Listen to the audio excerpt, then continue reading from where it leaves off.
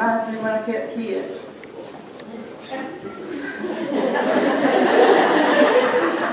And they would leave to go to pre-K. It was bittersweet. I just want to share a little bit, just for a few more minutes.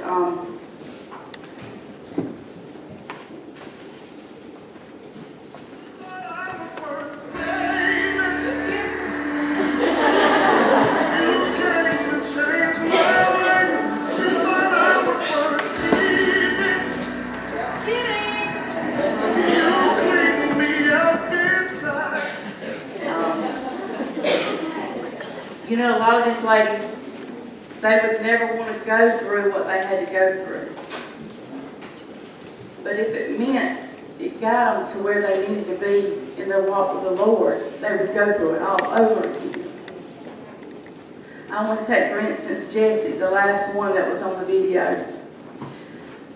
Jessie's a mother of two. She came to us with life-controlling issues. And they didn't start because she woke up one day and said she wanted to be a drug addict. She was one of those that struggled as a child with low self-esteem because of her weight, and this caused her to be a people pleaser. Doing things so people would like her, it led her into bad relationships.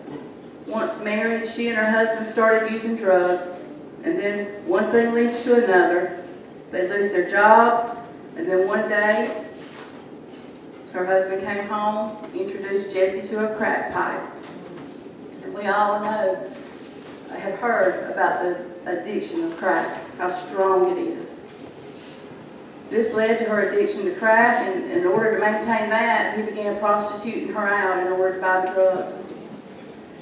Then when that relationship breaks up, she finds herself still prostituting to get the money for the drugs because she's hooked.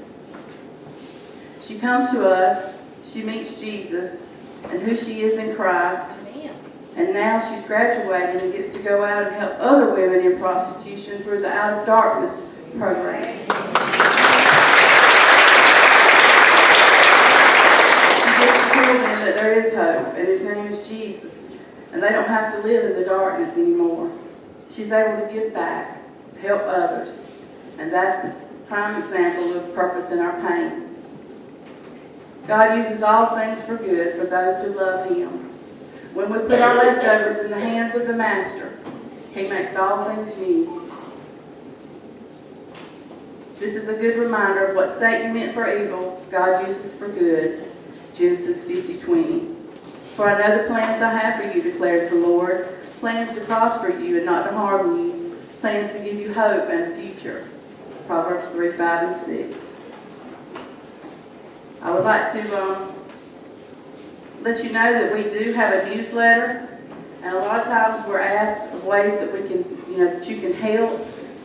Our newsletters are going to be over here in the back here behind our table. If you would like to come get one, we also have a sign-up sheet for email. If you would sign up for our email, we'd be glad to get that out to you. Thank you so much.